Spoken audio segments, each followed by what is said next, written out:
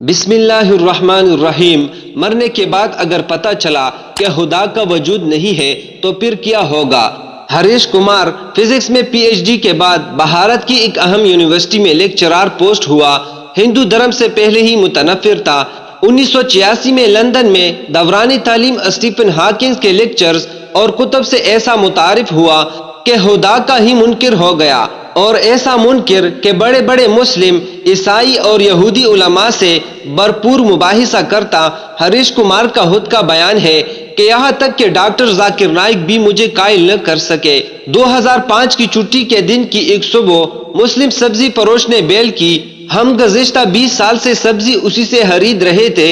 اس دن میں نے اس سے چائے کی آفر کی تو اس نے قبول کر لی۔ حسب معمول خدا یا اللہ کے وجود پر اس سے بحث شروع کر دی۔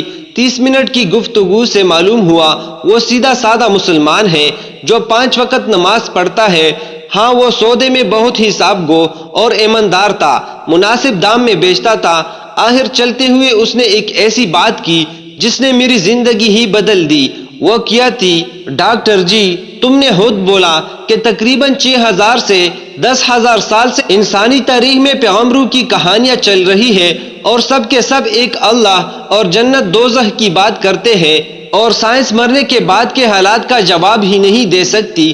تو اب دو ہی امکانات ہے، ایک اللہ نہیں ہے، دو اللہ ہے۔ اگر تو اللہ کا وجود نہ ہوا تو مرنے کے بعد ہم دونوں برابر ہوں گے، لیکن اگر آگے جا کر اللہ موجود ہوا تو آپ تو پھر پکڑے جائیں گے۔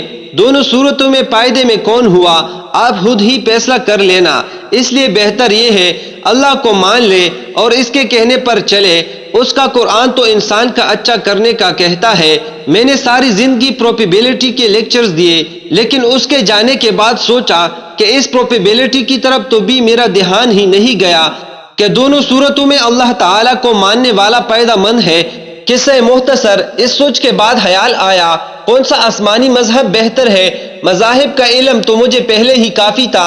ڈاکٹر ذاکر نائک کے ایک لیکچر میں 1400 سال سے پورا قرآن مجید کا حرف بحرف ایک ہونے کا سنا تو انگلینڈ میں کرسچن مشینری ادارے سے اس کی حقیقت دریافت کی تو سب نے اس بات کی تصدیق کی۔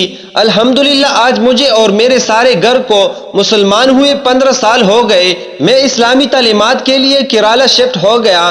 میری 3 بیٹیاں حافظ قرآن ہیں اور اللہ کریم نے میری زندگی ہی بدل دی۔ لیکن اس سبزی والے عبدالاحد سے دوبارہ میری ملاقات نہ ہو سکی، لیکن میں نے قبول اسلام کے بعد اپنا نام بھی عبدالاحد رکھا۔ وہ کون تھا؟ یقیناً انسان تھا، مگر فرشتہ صفت انسان۔ مزید اس طرح کے ویڈیو سننے کے لیے میرے اسلامی و اصلاحی چینل کو سبسکرائب کرنا نہ بھولیے گا۔ جزاک اللہ خیر۔